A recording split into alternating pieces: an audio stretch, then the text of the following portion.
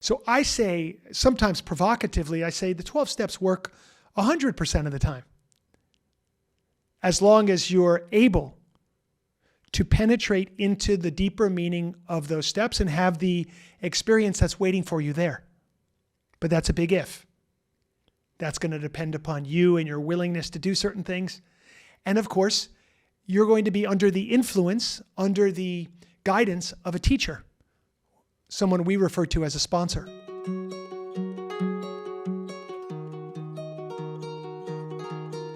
Michael, what's on your mind? What's in your heart? Well, my query for you today, and as I mentioned, I'm coming off of doing the monthly sadhana practice virtually with you from Costa Rica. So I'm feeling all shined up and attuned and a clear vessel to channel this question to you.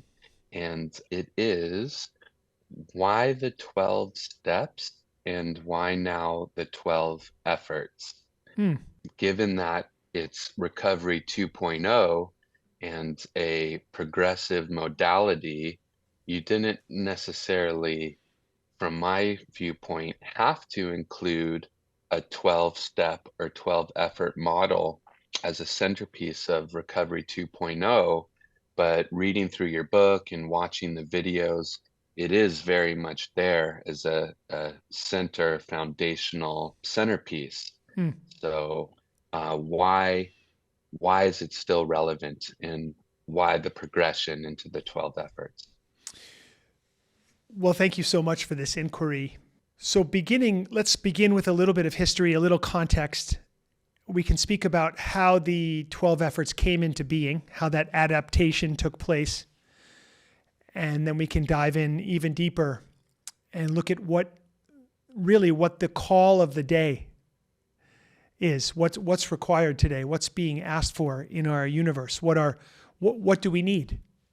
That's really the question.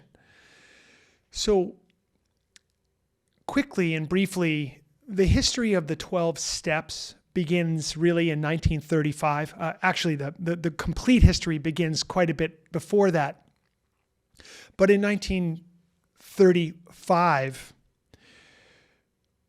Bill W., the founder of Alcoholics Anonymous, the co-founder, along with Dr. Bob, got together.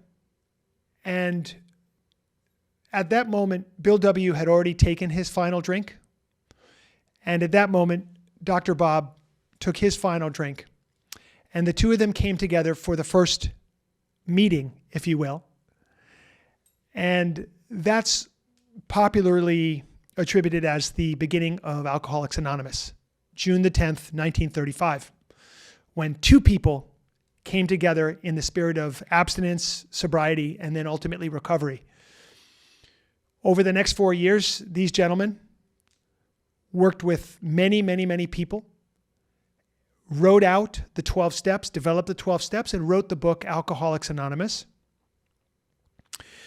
And then in 1939, the book came out. And as they say, the rest was history. Arguably one of the most important books of the 20th century in terms of the effect it had on such a huge number of people. Hundreds of 12-step programs have adopted the 12 steps and adapted them. So for example, it started with Alcoholics Anonymous, but then there was Narcotics Anonymous. There's Al-Anon. There's Codependence Anonymous. There's Cocaine Anonymous, Marijuana Anonymous. These days, you have things like Chronic Pain Anonymous, of course, Overeaters Anonymous, Families Anonymous, on and on. It goes on and on and on. There's so many groups that have adopted these 12 steps. Why? Because they work. Because there's a genius in there. Because there's a process, a delineated process of transformation that actually works to address specifically the problem of addiction in all of its forms in the human condition. So primarily, the first part of the answer to your question is, why the 12 steps still today in 2023? Because there's something in there that works.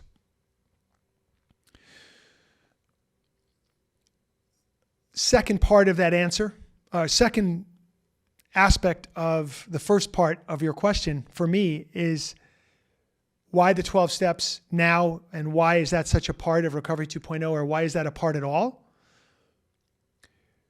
Because it worked for me. Because it was specific to my journey of recovery. And I set a foundation of recovery for myself first through the 12 steps. And by the 12 steps, I mean the work of going through the 12 steps themselves. Working with a sponsor, doing the reading and the writing and the exercises, engaging in the community as well, which is the fellowship, but that's different than working through the 12 steps.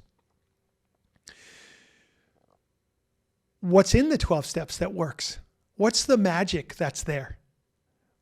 Why or how going through this process, how does going through the 12 steps help a person to transform their life where they could seemingly overcome a condition that before the 12 steps almost nobody could overcome, which is to say alcoholism and addiction? The 12 steps are based on the concept of rigorous honesty.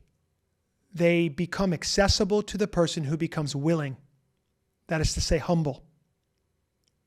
Humble enough to start to investigate one's own life in a truthful way, in a rigorously honest way. The 12 steps include things like a personal inventory, where one has to look at one's life, one's past, and understand where things got off track. And rather than looking at one's life in terms of a series of plot points, this happened, and then that happened, and then this happened to me, and then that happened, the personal inventory asks us to look at our life through the lens of our resentments. Where have we held on to energy, negative energy? Where have we held on to anger? Where are we stuck in the past? Where are we drawn back into the past over and over again? Which is really what a resentment is, to feel over and over again. The 12 steps have a lot of action-oriented things one has to do. Not just do we have to read and write, we have to identify the damage that we've caused as a result of our addiction. Not only do we identify it, but we go through the process of becoming ready to let go of the parts of ourself which have been in the way of us living in a free, liberated state. We have to make reparation, amends. We have to present ourselves to the world and to people that we may have harmed as an amended person. And then there are maintenance steps, 10, 11, and 12, where we have to continue to do this work on a one day at a time basis, engage in prayer, engage in meditation. We're living a spiritual life. And at the end of all this work that we've done in the 12 steps, we realize it was really all about one thing. We were setting ourselves free, so we had the power, the ability, the presence, the strength, the wisdom to set somebody else free. That the whole time, this inventory process, this amends process, this letting go, surrendering process, this growing up, this waking up process, this spiritually connecting process was really all about readying us, preparing us to be of service to another person. And these days, people talk about the extremely poor success rates of the 12 steps. And I want to push back on that perception that the 12 steps have such a poor success rate. It's not that the 12 steps have a poor success rate. Because for the person who really in earnest goes through those steps, with a person who earnestly understands those steps, it almost always works. It almost always works. It's such a powerful process. Now that is so different from what you hear in the news and in articles and a lot of people who make commentary about the 12 steps, but have never had the experience that the 12 steps have to give. So I say, sometimes provocatively, I say the 12 steps work 100% of the time. As long as you're able to penetrate into the deeper meaning of those steps and have the experience that's waiting for you there. But that's a big if. That's going to depend upon you and your willingness to do certain things. And of course, you're going to be under the influence, under the guidance of a teacher, someone we refer to as a sponsor. And naturally, who you choose to be your sponsor is going to affect your experience with whether you're able to get into that inner wisdom and the inner essence of those steps. But if you are, and if you're blessed to come humble and open-minded and willing, and to work with a great teacher or a great sponsor, you're going to get it. And you're going to recover from addiction. At least you're going to set a foundation where your primary addiction, for me it was, for example, drugs and alcohol. I remember the day when I was about maybe 9 months into working the steps, and I woke up one day and I realized I couldn't remember the last time I thought about using drugs and alcohol. I couldn't even remember the last time.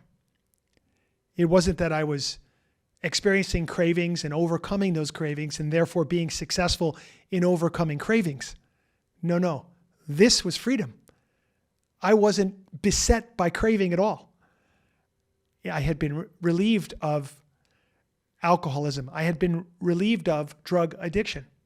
That was now over 31 years ago. And I tell this to people who usually don't believe me completely. In 31 years, I've not had a single thought about using drugs and alcohol. Not once. I never went back from that day when I woke up and I realized, wow, I was once a person who couldn't imagine a day without drugs and alcohol.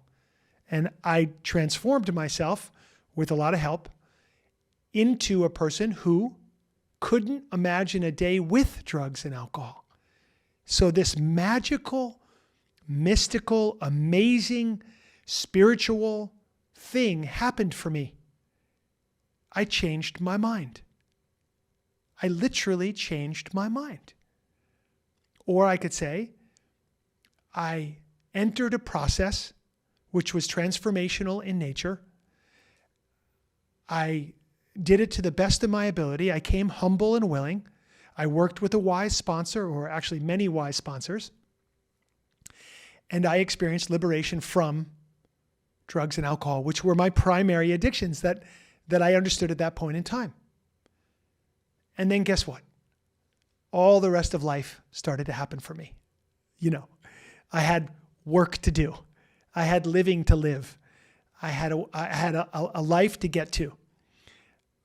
And I was able to get to that life free from the thinking and the craving and the challenges of being in an addictive state of mind. I really, really was liberated from those addictions. So we'll start there.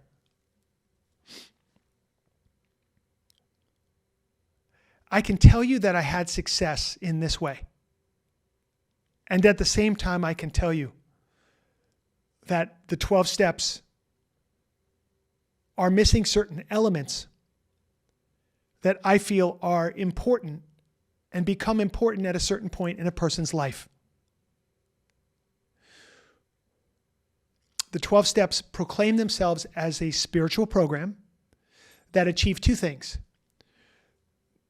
They will help a person to build a relationship with a power greater than themselves, to tap into a greater power, and they will effectuate a spiritual experience in an individual.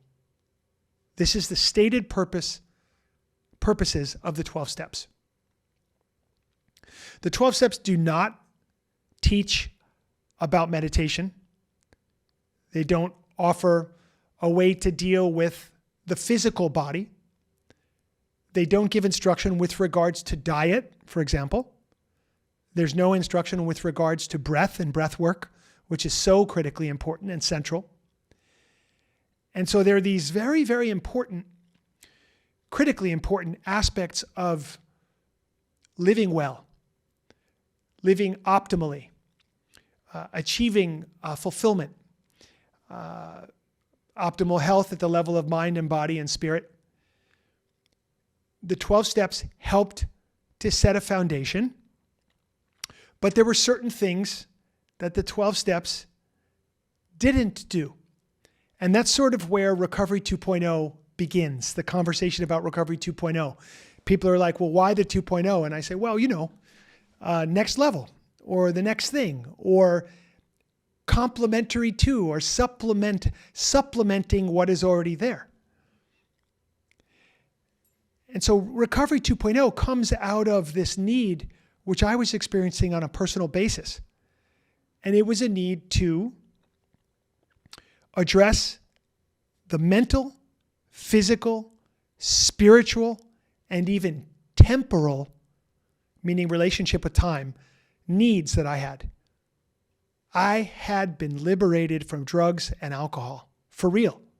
I had set a foundation for recovery in my life. And I almost feel like that was the first step.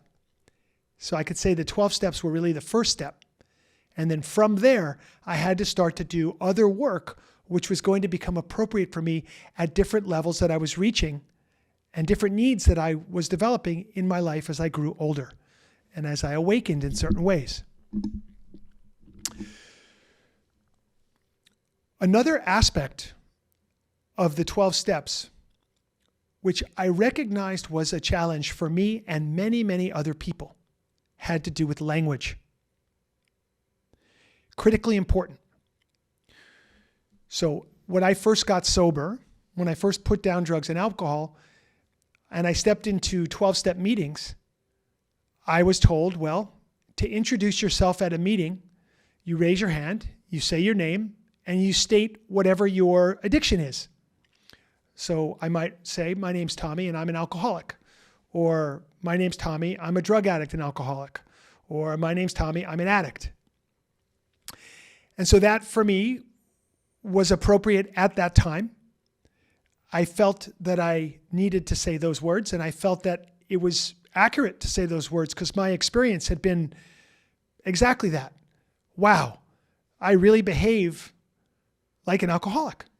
I am stuck in this drug addiction. And for a little while, for a good long while, it was really valuable for me to be humble enough to say that, like, hey, this is where I'm coming from.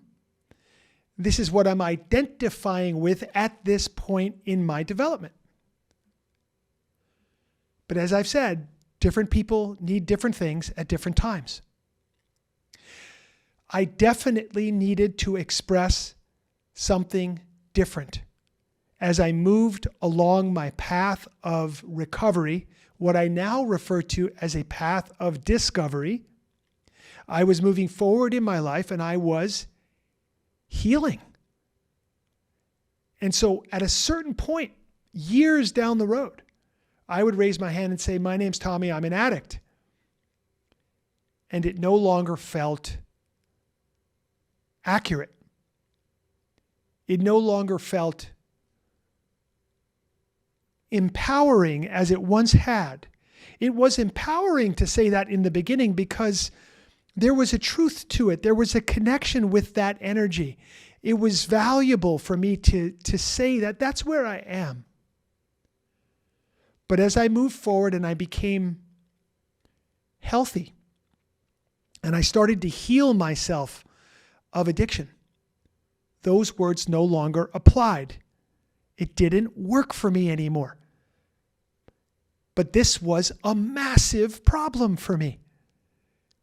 because I had grown up in a society known as 12-step recovery, where you raise your hand, you say your name, and you express, I'm this, I'm that.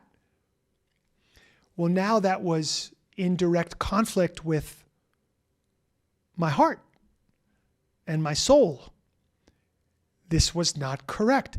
I wasn't trying to be arrogant, like, oh, I'm different from everybody else in the room in some way. I was very aware that when I said those words, I'm an addict, I'm an alcoholic, it was not true for me. I needed new language. This was right at a time when I had dedicated my life to yoga. I'd been involved with yoga for many, many years. And yoga was providing for me something that worked on the mind, worked on the body, worked on the breath, worked on my stress, worked on diet. Yoga actually worked as an approach to every area of my life. And when taken in combination with 12-step work, I found it to be extremely powerful, and it could go toe-to-toe with addiction and help a person to overcome addiction and upgrade their life. And so I think it was that work of waking up and growing up through yoga, through the path of yoga, that really brought me to a place where I could no longer say, I'm an addict, I'm an alcoholic. So that's a very personal story about language.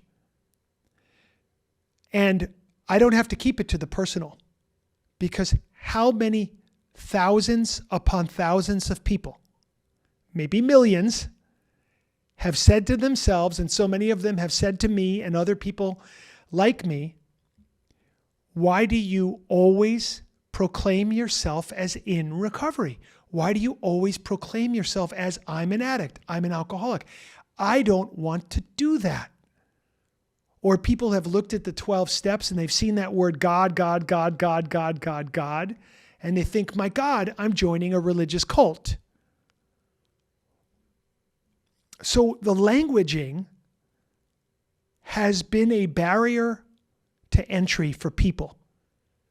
Words, the power of words.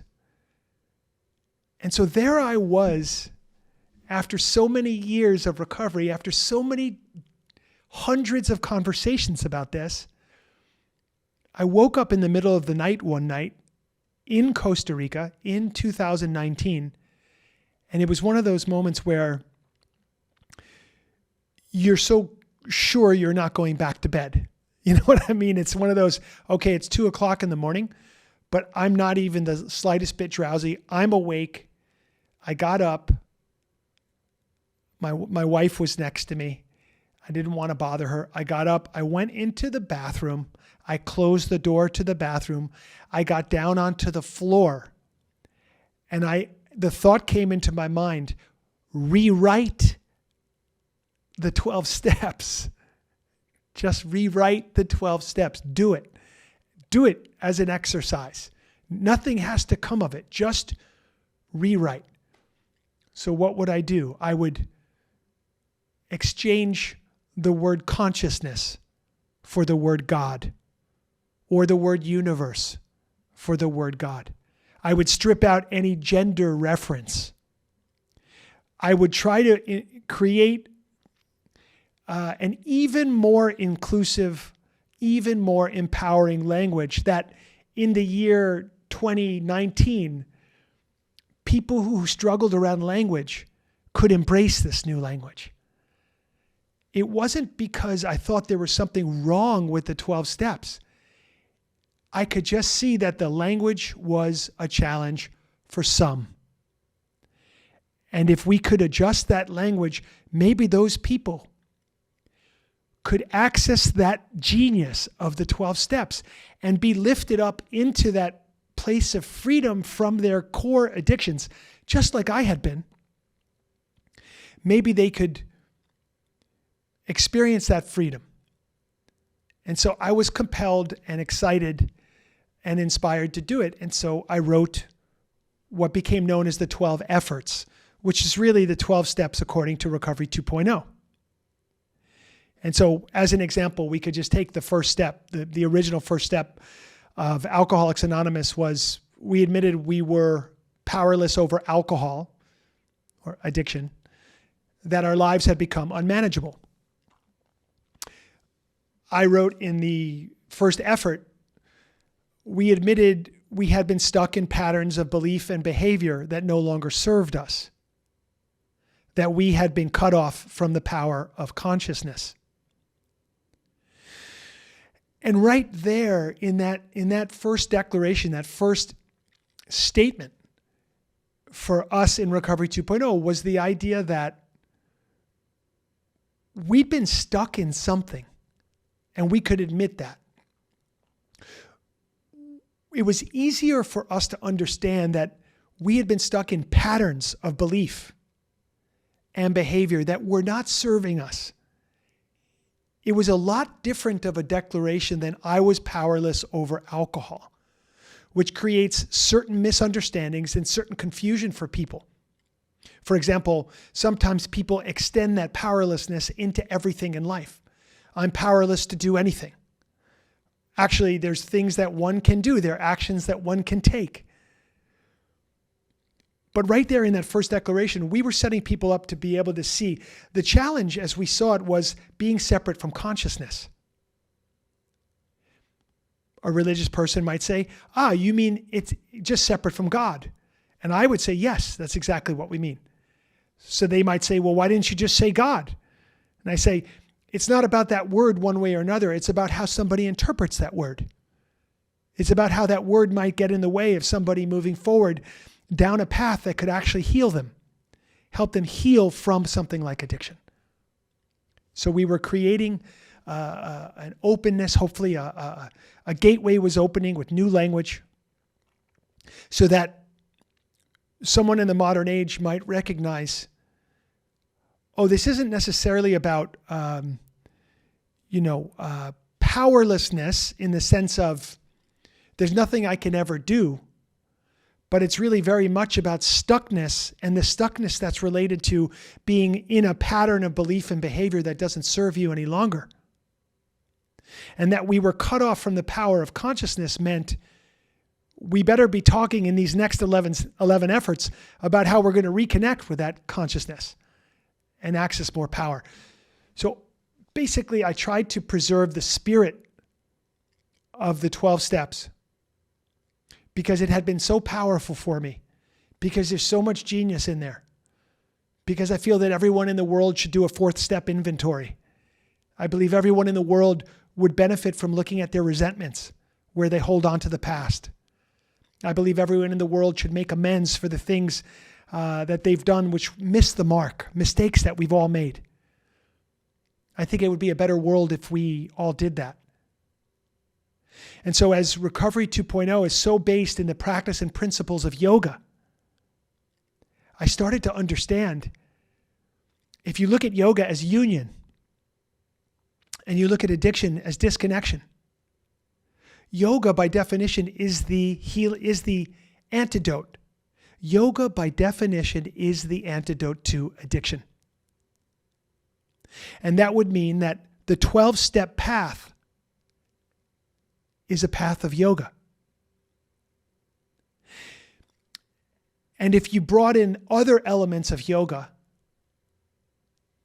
you could make it a complete path that could serve you for the rest of your life, in every area of your life, in every area and level of your being, at the level of mind and body and spirit and time. That we could learn how to become present by releasing the past. That we could improve upon all of our relationships, the relationship with self, the relationship with others, our relationship with spirit. That we could live in a body that was free from chronic pain, in a mind that was free from worry and stress and anxiety and depression and all of it. And that we could work one day at a time to be liberated from addictive states of consciousness where we had been stuck in patterns of belief and behavior that no longer served us.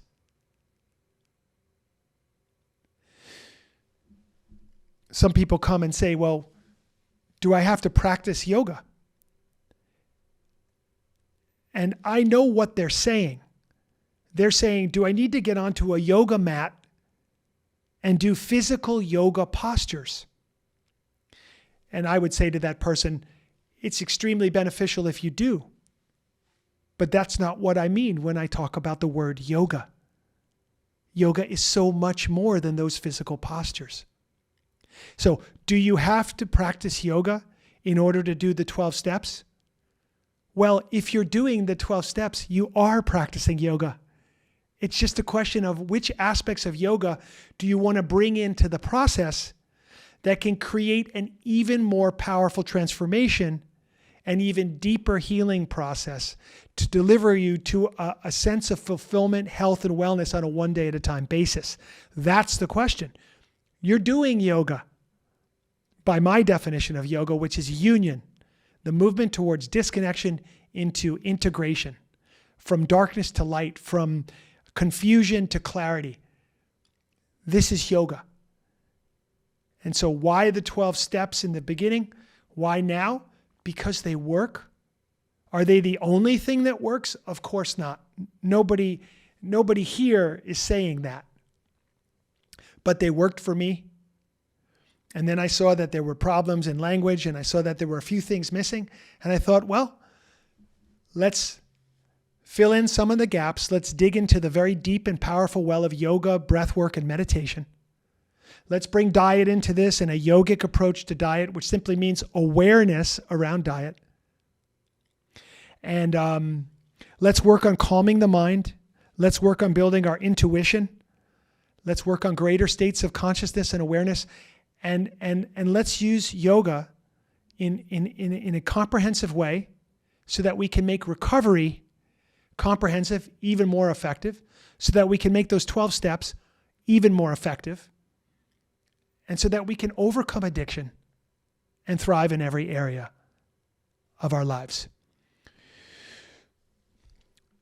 So that's a bit of an explanation as to why I still advocate for the 12 steps, particularly the 12 efforts of Recovery 2.0, and why we are doing things the way that we're doing them. I'd love to know, if you wouldn't mind, Michael, what comes up for you as you hear me exploring your inquiry, your very important inquiry?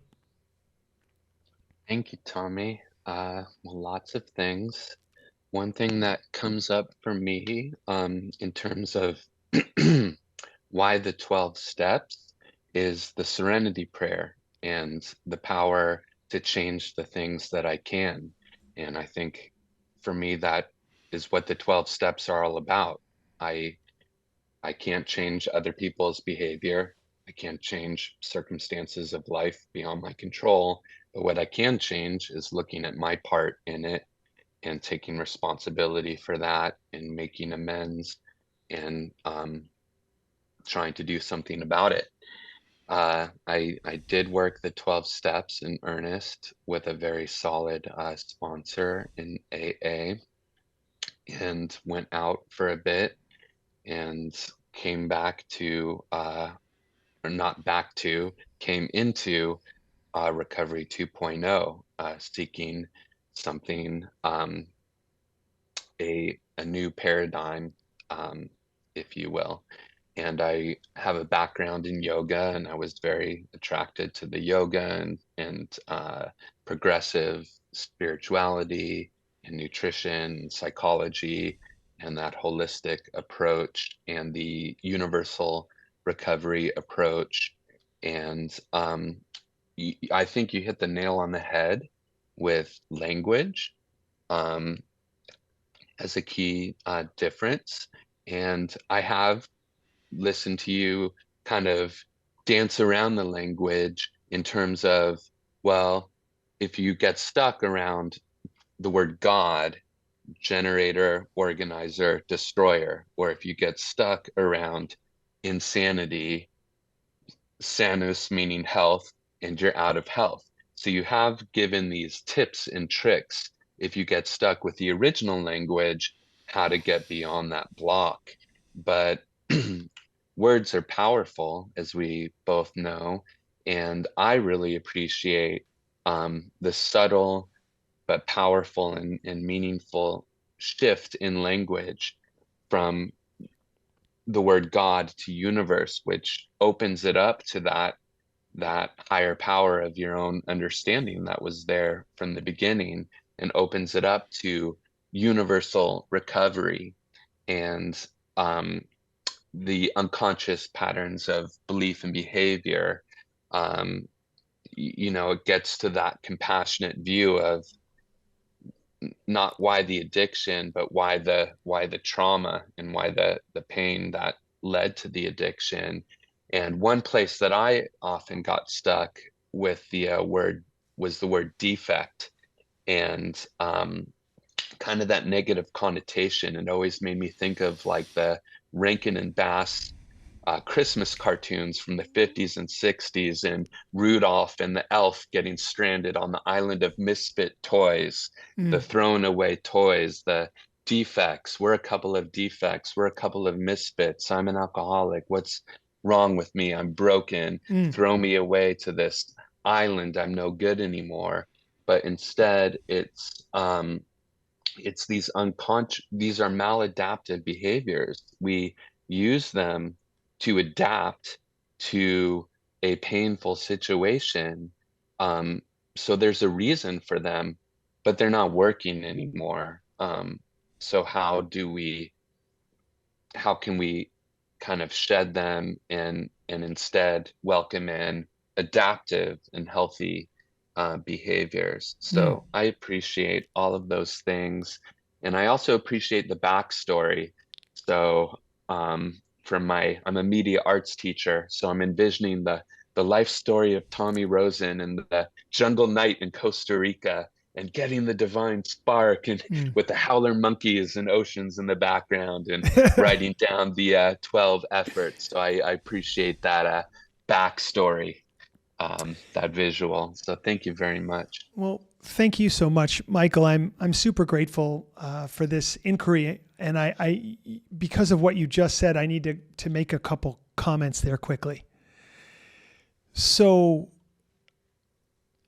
this concept of defect, the defects of character is how it's used in the original 12 steps. We had these defects of character. For some people, those words are going to work, and it's not offensive. For other people, those words are going to be triggering and make them feel like they're defective. Oh, I'm defective, just like I've been told my whole life, is how some people have said to me. Like, I've been told I'm defective my whole life, and I'm not going to come to this program and have it tell me that I'm defective again. It's triggering, and I would explain to that person that it's not meant in that way. It's meant to set you free from the feeling of being defective. But I would say this, interestingly, I want to be on the island of misfit toys. I actually want to be on that island over any other place, because I recognize in a healthy way, in a very healthy way, I don't fit in here into what people consider to be normal. And thank God. Thank God. Because who wants to be that? As Krishnamurti, the great, great philosopher, said, it's no measure of health to be well adjusted to an extremely sick society. And who would want to be that? I actually don't want to make it here. I want to be sent to the island of misfit toys. That's where I was sent, by the way. I feel we've all been sent to that island. So if we can get past the idea that defective means less than, and more embrace it as defective means different than, we see the world differently than others. We see and feel things differently than others. That's a great place to be, and it's the end of shame when you can start to think this way. There's no more shame around, oh my God, I'm defective. No. The way we put it is in the 12 efforts, we put it as when we made mistakes. What person can't relate to that? I mean, as a human being, we know we're going to make mistakes. That's part of the deal. That's actually how we learn. So I no longer consider, that word it just wasn't appropriate. So we took it out and we replaced it with this concept of, well, we make mistakes, so we quickly correct those mistakes. We work on that, but we work on it from the island of misfit toys, where we've all been sent. And isn't it great that we get an opportunity to be who and what we actually are, and to have found each other, and to be inspiring and inspired enough to grow a circle like the one we're sitting in right now, and to have life and the challenges of the human condition make sense. Not because we were or had been addicts, but because we had developed a sensibility. We had developed a capacity for honesty where we could share at a very deep level in a circle like this and accept each other and listen to each other and not try to fix each other, but really listen and learn from each other's direct experience from this island of misfit toys where we all had been sent. And I just want to come out on record and say I'm so proud to be a member of that circle. I'm so happy to be on that island, and I wouldn't want to get off. And I'd really like to help people overcome any of the hurdles presented by language, so that whatever path you're on that leads to your own truth or your own healing, that the language that we choose is going to be empowering language for you. It's going to be correct for you. It makes sense for you. On our retreats with Recovery 2.0 at our meetings, if you want to raise your hand and say, my name's so-and-so, I'm an addict, you're going to be accepted just the same as somebody says, my name's so-and-so and I'm on a path of discovery, which is the language I use now. It doesn't matter to me. It just matters to you. And to be able to provide language that you can feel your way into and say, well, let me try this on for size. That's an exploration that I think is worth having. So anyway, Michael, thank you so much for the inquiry. I'm so grateful to you. So grateful to you for this.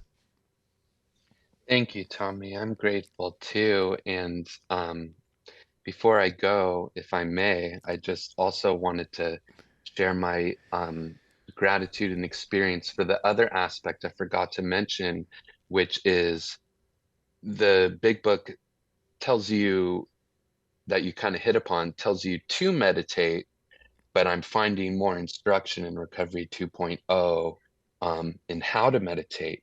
And I'm redoing the 12 efforts, the 12 steps, and I'm on step 5.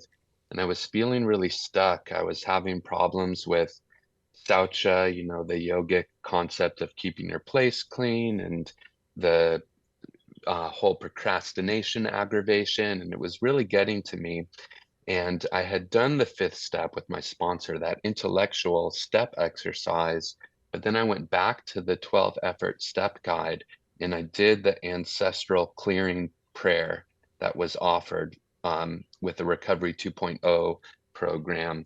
And I did the breath for the negative mind meditation.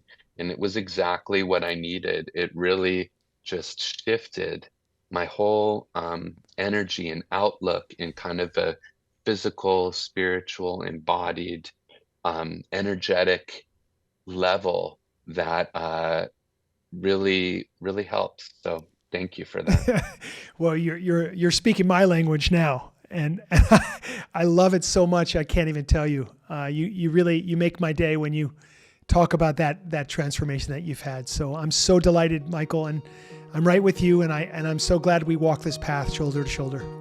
Thank you so much, Tommy. Much love.